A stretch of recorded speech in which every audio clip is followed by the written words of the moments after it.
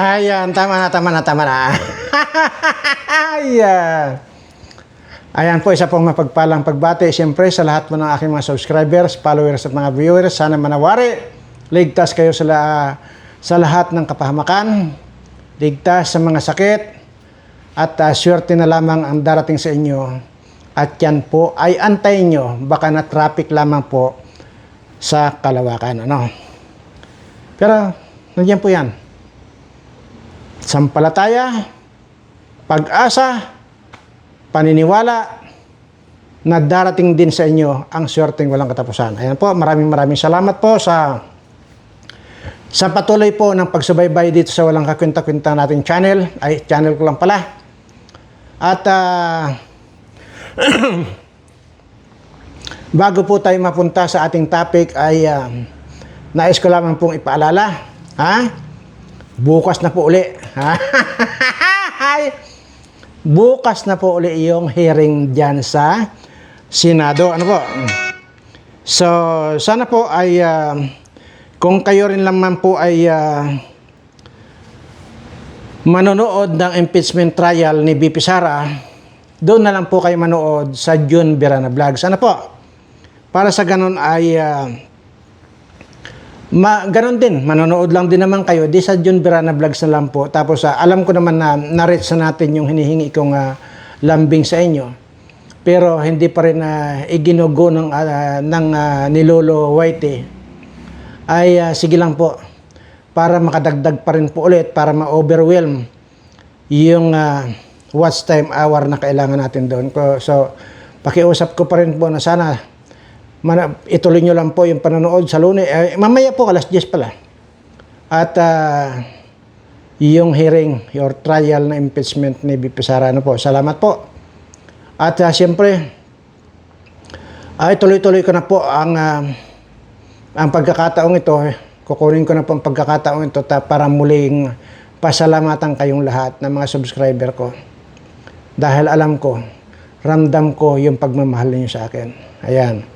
So, maraming salamat po sa pagmamahal at darating po yung araw na magkakasama-sama tayong lahat. So, yun naman pong mga naghahangad na mga naglalaway na parang mga asong ulol na gustong matikman ako, ay pasensya na po kayo, ha? At ito si Ninahayat, siyempre, si Silpiits na yan. At saka itong Siglo. Yan po yung mga parang mga asong ulol na grabe yung pagnanasa sa akin. Kaya naman po, pasensya na po kayo. Hindi ho talaga pwede. Dahil mayroon po akong pamantayan sa buhay. Na kaya nga po, tumanda na po akong ganito. Na hindi ako nakapag-asawa. Dahil sa talagang sinisigurado ko na yung aking mapapangasawa ay mahal ako. Ayan po. Pero, ito na po Ito na po, magsisimula na po dito ang ating topic. Alam niyo po ba na itong si Hayat? Aywan ko kung anong masasabi niya ngayon sa akin. Kasi alam nyo yan, gigil na gigil sa akin yan Maliban doon sa pagnanasa niyan sa akin, galit yan dahil nga doon sa aking paglalampaso dito sa pamilyang Butanding at Parautog. No? Galit na galit yan sa akin. At ngayon nga po, ito po, bisitahin niyo po yung channel niyan. Wala po, inilampaso na po niya si Hansel. Ganon din po doon kay Glo. At dito rin po kay Silpiits, mayroon na rin pong nabanggit dyan. Kay Silpiits, hindi man niya talagang inilampaso ng todo, pero nagpahiwatig na po siya na ang kinakampihan nila ay yung tama lang. Ibig sabihin, lumayas na rin po ang ayaw na nilang magtanggol sa pamilyang Anghit. Ganon din po si Glo.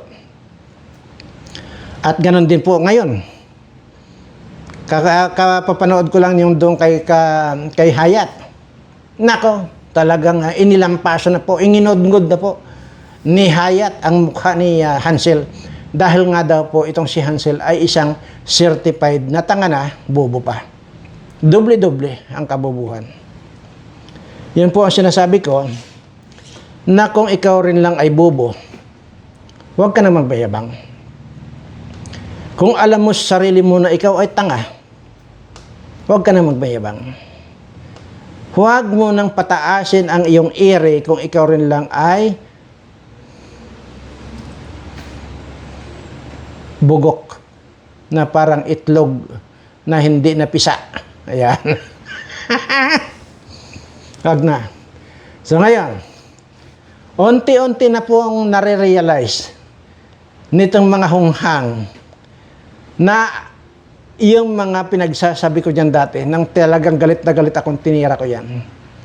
Alam ko po kasi, yung taong nabigla lang, o yung talagang taong taraidor lang at tanga lang talaga. Alam ko po kasi. Kaya antimano, tinudo ko na. Kaya ang daming mga galit sa akin. Ang daming mga nagsinabi na mga below the belt daw ako. Kaya nga yung mga below the belt na yan, talagang ngayon, below bayag na kayo ngayon. Below pukingking na kayo ngayon. Ngayon. At dahil dyan, late ka na, Hayat, na na-discover ang pagiging tanga nitong inyong mga sinusuportahan, ay di pasensya ka dahil naisahan ka nitong pamilyang tanga. Yan po yung sinasabi ko. Anyway, ito po muna, gusto ko po munang ipaalala sa inyo, ha? Ito, paalala ko lang po ito sa inyo, pero hindi po tayo nananakot dito. Alam ko, doon po sa mga unang mga subscriber ko, alam na po nila ito. Pero dito sa mga bago, baka po kasi hindi nila alam, ay ipaalala ko lang ulit, ha? Ito po napaka-importanting mapanood ninyo, mapakinggan ninyo. Pero mayroon pong solution dito, ha? Nandyan din po sa video ko. So, yung pong mga nakaalam, na yung mga itinuro ko dyan na solusyon nito, ay i-comment nyo po dyan. Kaya nga po yung makakapanood dito na bagong subscriber ko ay bantayan nyo po yung kwan dyan. Bantayan nyo po yung comment ng mga naunang subscriber ko kasi ako man po ay hindi ko na maalala ang title nun. Pero nandyan po yung sa video ko. Alam na alam po yan ng mga subscriber ko dati. At yung iba po dyan, nagawa na nila. Yung pong nakagawa na at nakaalam nito, mangyaring i-comment nyo po dyan para yung mga hindi pa nakakaalam nito ay mabasa po nila kung anong title po nung video ko na itinuro ko yung kagalingan nito. No? Ito po. Paalala sa lahat ng nagpabakuna noong COVID-19 ay hanggang taong 2030 na lang ang itatagal nyo ayon yan sa Health Organization. Bago yan, makakaranas muna kayo ng panlalabo ng mata, panghihina ng katawan, hirap sa paghinga, madaling mapagod, cancer at sakit sa puso. Huwag gawing biro ang post na ito, share para marami ang ma-alerto. Nasa post namin ang mga vaccine na may... Ayun po. So, ulitin po natin, ha? Para po maintindihan ninyo. Saan na ba yun? Paalala sa lahat ng nagpabakuna noong COVID-19 ay hanggang taong 2030 na lang ang itatagal nyo ayon yan sa Health Organization. Bago yan, makakaranas muna kayo ng panlalabo ng mata, panghihina ng katawan, hirap sa paghinga, madaling mapagod, cancer at sakit sa puso. Huwag gawing biro ang post. Anyway, so actually po, paulit-ulit ko pong piniplay ito dati pa. So, ibig sabihin po niyan ay marami po talagang mamamatay sa 2028. Kung ito man po ay talagang... Pero maniwala man po tayo sa balitang ito at saka sa hindi. Ngayon po napakarami pong mga nag-message sa akin na totoo yung sinasabing mga panlalabo ng mata, yung mayroon pa nga po yun yung mararamdaman nyo yung parang nakukuryente kayo. minsan sa binti, sa likod, o kung saan parte ng katawan nyo, magugulat kayo, parang nakukuryente kayo. Pero yun na po yung epekto ng bakuna na yun. At saka yung panlalabo ng mata, yung pagkahilo, marami po yan. Dati-dati naman daw ay hindi naman nila na experience yung mga ganon.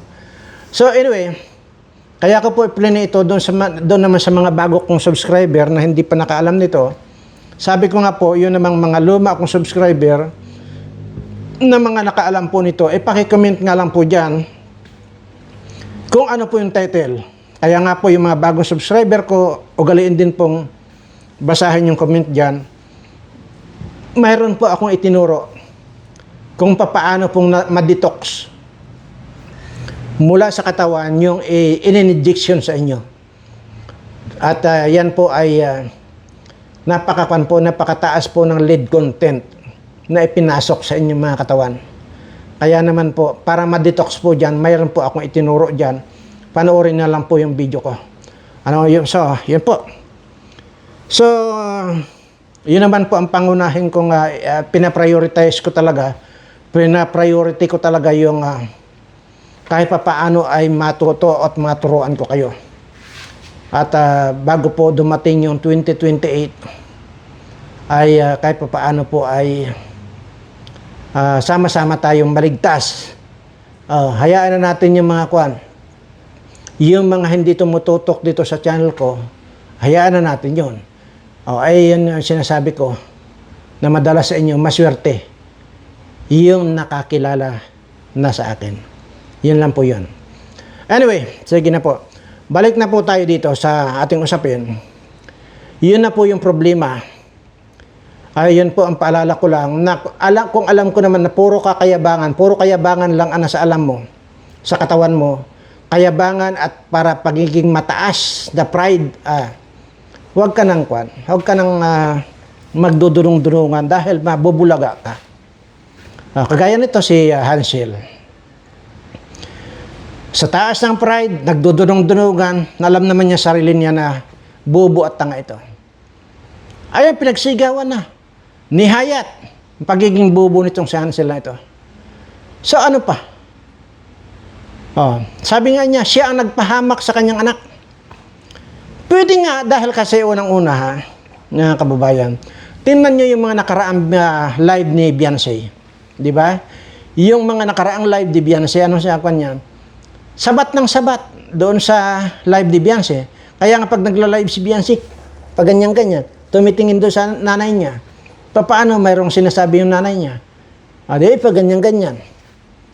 So, ito, hindi hayaan yung anak niya, o di kaya sana, ang ginagawa na lang nitong bobo na ito, humarap na rin sana siya diyan sa camera para sa ganun dalawa na sila nag-live. Kasi naman sa ganun na naririnig yung boses niya na para po malaman ninyo, 3 beses naman po kaming kumakain araw-araw. 3 beses sa isang araw naman kami kumakain. Yung pala, balinghoy ang nilalamon nitong mga mayayabang na ito. Tapos nung nalamnan ang tiyan ng nakatikim na ng barbecue, abay putang ina, nagmalaki na. Kinalaban na, tinaraidor na si Kuya Bal Santos Matubang. Hindi natatapos ang pantataraidor niya dito kay Kalingap na si Kuya Rab at saka itong si Kuya Bal Santos Matubang. Tinaraidor din niya si Wakwak, Dr. Wakwak, na siya ang nag-scout dyan. Balikan nyo yung unang mga video niyan. Ako, from the very start, talagang sinubaybayan ka, kaya ganun ang galit ko Sinubaybayan ko yan. Tingnan mo yan noon, parang itsura niyan, parang magmamanok. Alam niyo po ba yung magmamanok? Yan po yan nung araw, yung uso pa yung perya. Alam niyo po ba nung magmamanok na yun, galing po yan dyan sa Bicol din. Yung magmamanok po na yan, sa peryahan na yan po yung kumakain ng buhay na manok. Yan po ang itsura ni Beyonce noon. Napaganda ng Kalingap. nakakain sila ng masarap. Nagkabahay sila. Na dating yung bahay nila, puro kwan dyan. Puro, ano to? Amoy kwan na, amoy utot na. Ay, Mario Joseph. Pero, nagawa pa rin talaga nilang traidor yun si kwan. Si Kuya Bal. At talagang, wala talagang mga utang na loob ito. Yun ito sinasabi ko. Na tanga at bobo, pero kwan yan. Ha? Talagang tanga lang talaga.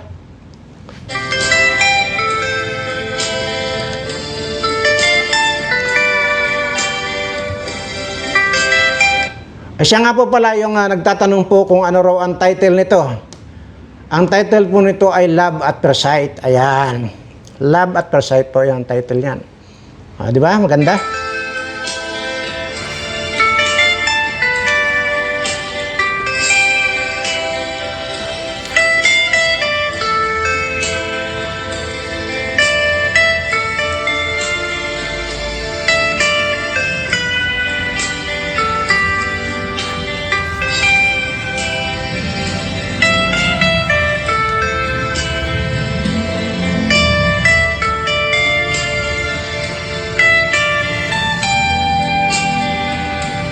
Ayan, tama na. Maalala ko tuloy nung kabataan ko noon yung yan yung mga ito yung madalas kong nire-request sa sayawan sa baylihan, yung yung tinatawag na yung baylihan sa lalo na kung Mayo, yung Flores de Mayo na yan. Mayroong mga reyna-reyna yan, di ba, na nagtitinda ng mga mayroong litson, manok, kahit ano yung titinda ng reyna. Tapos ngayon, tatawaran mo ngayon yun. Isasayaw mo ngayon yung na yun. Yung kandidata na yun. Sasayaw mo. Tapos sabihin na ang kwan yun, halimbawa, yung kasaling reyna-reyna na yan. Ang kanyang ititinda naman, halimbawa, isang litson manok at saka 2 beer. Ha? Ayan. Tapos nakalagay yan sa basket. Ha?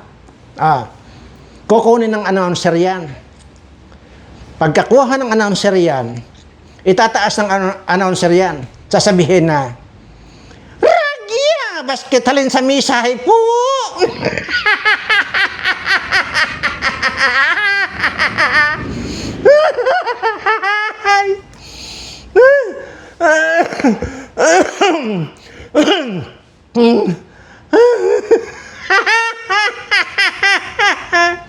Ngayon, ang ibig sabihin, ito raw na basket na ito ay nagkakahalaga ng 10. Kasi nung araw, talagang pa yan.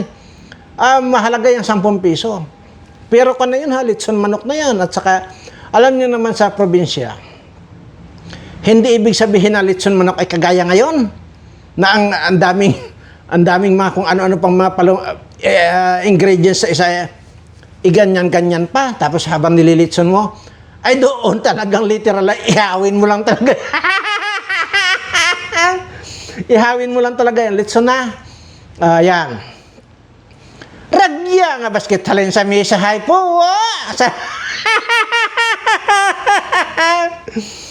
Siyempre, pagka-crush mo yung kandidata na yon, antimano.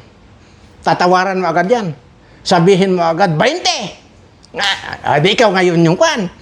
Ikaw ngayon ang pasasayawin doon sa kandidata na yon, yung reyna na yon. Kandidata yata. Kandidata. Ikaw ang pasasayawin, siyempre, tuwang-tuwa ka. Ayan. Ngayon, yan na.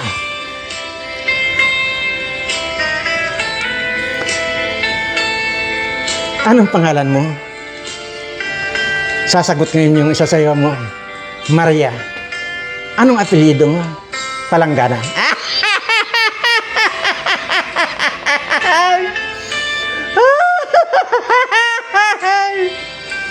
Yan. Tapos, wala nang bitawan yon. Halimbawa, mayroong tatawad. Halimbawa, siyempre, 20 ang tawad mo, ikaw pinasayaw. Para makuha mo yon, kailangan, taasan mo ang tawad. Sabihin mo, halimbawa, 25. Ako ngayon, ako na may hawak doon sa dalaga na yun eh. Sabihin ko, 30. Bahala silang tumawad ng tumawad, pataas ng pataas. Hindi ko nabibitawan yun. Kasi nga, napapasarap na ako.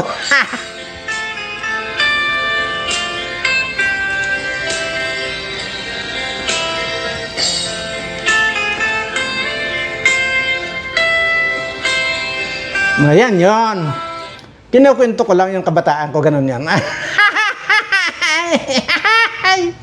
Ngayon, at may iba naman po tayo. At kailan ba ako pumunta ng Singapore? Hindi. Sa kuwan pala. Iba pala yung sa Vietnam pala, nung pumunta ako ng Vietnam. Alam niyo ba na mayroong kababayan tayo na stewardess? Na Ilongga. Ilongga. Tapos ang sarap-sarap nung basa ko ng mga message doon sa kwan ko, sa cellphone ko. Kasi actually po, akala nyo, araw-araw nga po ninyo na ako nakikita, pero mayroon pong pagkakataon na nagkukan na ako. Gumagawa na ako ng halimbawa, kung pupunta halimbawa ako ng Korea, halimbawa, dahil nga doon sa pag-export po ng mga solar panel na ginawa din sa Pilipinas. Halimbawa, pupunta ako ng Korea, halimbawa, 4 na araw ako doon. Halimbawa lang natin. Gagawa na po ako ng advance na video. Ganun po yan. At araw-araw po yan, i-upload po ng sekretary ko yan. So, akala ninyo, araw-araw nandito ako. Ayan. Pero ang totoo nun, umalis ako. Ganun po yan. Kagaya nga po nung kwan, hindi nyo talaga mahalata. Kasi nga, unang-una, talagang araw-araw po ina-upload ng sekretary ko yan. Kasi nga, gumawa na po ako ng pre-video. Oo nga. So ito, nung habang nagbabasa ako ng kwan, ng mga message, nagulantang ako dahil narinig ko yung ating kababayan na Ilongga ay stewardess pala doon sa, sa eroplanong nasakyan ko. At ito na i-record ko. Ito na. Ayan. Ito po yan, Good afternoon, ladies and gentlemen. This is your flight attendant speaking from the cabin of Flight 726 bound to beautiful Vietnam. As we begin our initial descent, I'd like to take a moment to... Good afternoon, ladies and gentlemen. This is your flight attendant speaking from the cabin of Flight 726 bound to beautiful Vietnam. As we begin our initial descent, I'd like to take a moment to... Ayan. Pero hindi po, joke lang yan. Joke lang yan. At pero nakita ko lang po yan dito sa Reels. Ito po yung totoo. Kahapon po ay, siyempre nag-ikot-ikot kami dahil medyo mainit-init na, mainit na, may araw na. Nag-ikot-ikot po kami dahil nga doon sa kuhan ay dito kasi sa amin mainit na Mainit na talaga, as in mainit, talagang mainit. Ngayon, ay dumaan kami doon sa isang tindahan ng halo-halo. Kasi nga, paborito ko talagang halo-halo. Ngayon, nung makita ko ng mga katutubong mangyan, abay, sumugod na sila. Kasi nga, kagaya nung nakaraan kasi, noong may nagtinda ng sorbites, ay pinatikim ko sila ng sorbites. Ang problema, isang beses lang yata nilang nadilaan yung sorbites na binigay ko sa kanila. Lahat sila na binigyan ng sorbites. Kasi nga po, nung binigyan sila isa-isa ng sorbites, wala naman silang ginawa kundi hipan ng hipan yung sorbites. Hanggang sa natunaw na lang yung sorbites, saka ihip nila. So, hanggang sa yung natira, yung nabasa sa kanilang kamay, yun ang dilaan nila, masarap daw pala. Yung sorbites, kaya lang mainit daw. Kaya hindi daw nila dinilaan kasi mainit, umuusok daw kasi. Yun. Kaya naman, doon sa halo-halo, ay nandoon kami, sabi ko doon sa mga kwan ko, sa mga kasama ko, tika maghalo-halo muna tayo. Ayun, dumagsa na yung mga katutubong mangyan dito sa akin. At sabi, Gusto rin daw nila. Ay, sabi ko, sige. Sabi ko doon sa maghahalo, sige, bigyan mo silang lahat. Binigyan silang lahat. Sabi ko, sabay-sabay mo nang ibigay. I-prepare mo muna lahat dyan, tapos sabay-sabay mo nang ibigay. Wag mo isa-isa. Doong makomplito, tinawag na, ito sa iyo, yan. Di ngayon, ang ginawa ng iba, yung binigyan na, hala, binanatan ng kain. Kain ng kain. Tapos nung paubos na, sabay-sabay naman nilang na iisa yung tanong sa akin. Alam mo niyo, ang tanong sa akin, bakit ito dugoy? Habang lumalalim, sumasarap.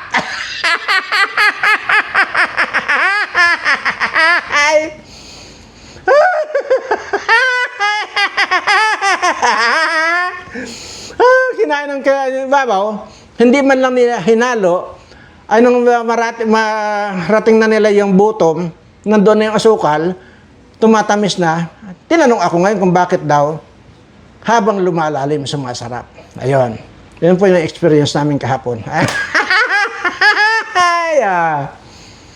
Ayun po, actually, wala naman pong seryosong topic talaga tayo ngayon, kaya siningit ko lang po yan. Pero, ang totoo lang po nito ay gusto ko lang po kayong muling pasalamatan itong mga subscriber ko dahil doon sa pagmamahal na binibigay niyo sa akin. Patuloy na pagmamahal na binibigay niyo sa akin. Yun po ang gusto kong sabihin ng ulit-ulitin ko sa inyo. Kaya naman sa inyong lahat ng mga subscriber ko, siyempre, higit sa pagmamahal, yung aking ibinibigay sa inyo. Yan lamang po yan. Kaya naman po, muli, ay mamaya lamang po ang alas 10 ng umaga. Abangan po ninyo yung impeachment hearing ni BP Sara. Sa halip na manood po kayo doon sa iba, ay parehas lang naman po, maliwanag din naman po yung sound natin or audio natin. Mas maliwanag pa nga yan doon sa sa iba, ano? Kasi iba pong mikropono yung gamit natin. Ito po yung mikropono gamit natin. Wala po ito dito mabibili. At para lang po malaman ninyo, binili ko pa po itong mikropono ito sa Kalawakan. Kaya po dito sa Pilipinas, wala po kayong mabibili. Kaya napakaganda po yung audio, di ba?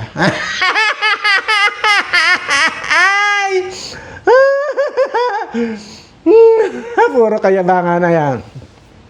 Paminsan-minsan naman po ay mag-joke-joke tayo dahil nga, sabi ko nga po sa inyo, yung pagiging masayahin, ayan po talaga yung nakakabata.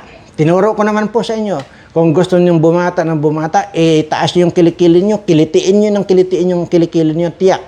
Wala kayong gagawin kundi magtatatawa maghapon, babata kayo. Ayan. So, ayan po, hanggang dito lamang po itong walang kakwenta-kwenta nating video. Walang kakwenta-kwentang topic. At siyempre, ano nga ba yung lagi nyo naririnig sa akin pagkatapos ko magdaldal? Ayan po, mahal na mahal ko po kayong lahat.